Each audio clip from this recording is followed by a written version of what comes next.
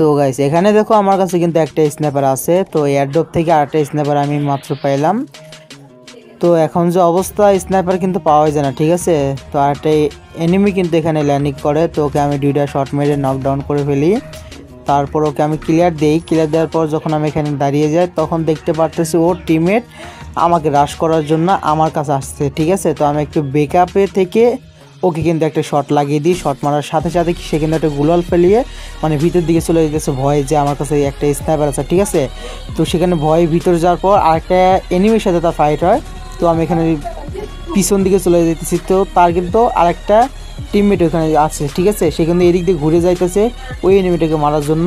তো মারার পর সে তার টিমমেটকে নিয়ে আসে মূলত আমার সাথে ফাইট করার জন্য, ঠিক আছে। দেখেন ওই যে ওর টিমমেট কিন্তু এদিকে আসতেছে আর আমি কিন্তু এদিকে দাঁড়িয়ে আছি। আমি ভাবতেছি এখন কী হবে। তো ওর টিমমেট সহ কিন্তু আমার উপর রাশ করে দেয়। তো একটাকে এক শট মারছে আর একটাকে আরেক শট আমাকে মেরে দেয়।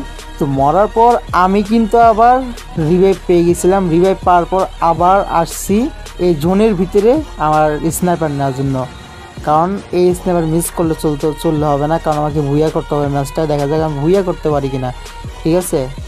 আপনারা দেখতে থাকেন। আমি কিন্তু এখান থেকে জোনের ভিতরে আসার পর তো আমার টিমমেটের সাথে এই পাথরটার উপরে ক্যাম্পিং করে বসে থেকে এনিমির সাথে ফাইট করতেছি।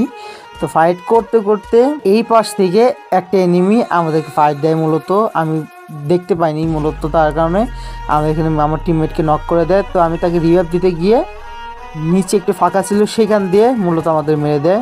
গাইস ভিডিওটা ভালো লাগলে অবশ্যই একটা লাইক সাবস্ক্রাইব করে দিও এরকম নতুন ভিডিও পাওয়ার জন্য।